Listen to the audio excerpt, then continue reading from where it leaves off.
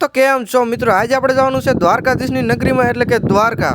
સૌથી પહેલા તો બે હટી ઠેલા ભરી લીધા અને નવા જોડા પહેરીને આપણે આવી ગયા બહાર આવીને જોઈને તો ખબર પડી, ઓ હજી તો અડધા માણા આવ્યા છે, કોણ જાણે ક્યાં કૂતરા પકડવા વયા ગયા છે. તું સમજા? હા.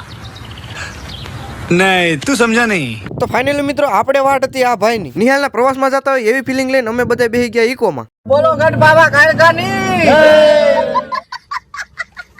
ત્યાર પછી મિત્રો વાંચતા ને ગાજતા આપણે પૂગ્યા છૂટે છૂટ ગોંડલ પૂગતા 6 મહિનાની દાસ કાઢવાટું આપણે આવી ગયા ખાણી પીણીની દુકાને. આપણા ભાઈ લોકોને ખાવાતા લાઈવ પફ, એટલે આપણા સોલંકી ભાઈ મળ્યા હતા સેવા કરવા. આપણી ટ્રેનનો સમય હતો રાતના 2 વાગે, એટલે ક્યાંક તો ટાઈમ કાઢવો ને, એટલે આપણો પ્રવાસ આવી ગયો તુલસી બાગે અને મારી દીધી નાની અમથી એન્ટ્રી.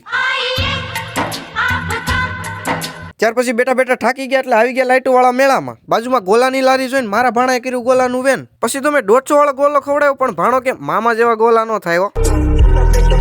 ગરમા ગરમ ગોલો ખાધા પછી ભાણાને સેડીથી ટાઈટ, એટલે આપણે આવી ગયા હતા સાઈલ લેવા. ધાબળો લઈને તરસ લાગી હતી, એટલે આપણે પાઈ દીધી લીંડુ સોડા. 150 કિલોમીટરનો પ્રવાસ કરીને થાકી ગયા હતા, એટલે જમ્પરમાં કરવા માંડ્યા ઓઇલ પાણી.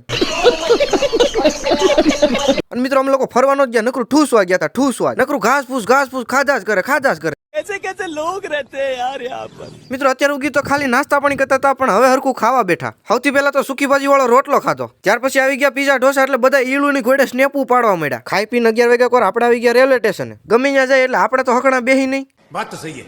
એટલે આપણે આવી ગયા હતા અંડરગ્રાઉન્ડ વોકિંગ કરવા. અને ફાઇનલી મિત્રો અમને બધાને ધીમે ધીમે ટાઈટ હોવા મળી, એટલે સ્વેટર પહેરી લીધા, પણ એક ભડનું ફાડ્યું બહાર નીકળ્યું છે અને હજી ગરમી થતી હતી. ત્યાર પછી પેલા કાઢ્યો લીલવણી વાળો કોટ.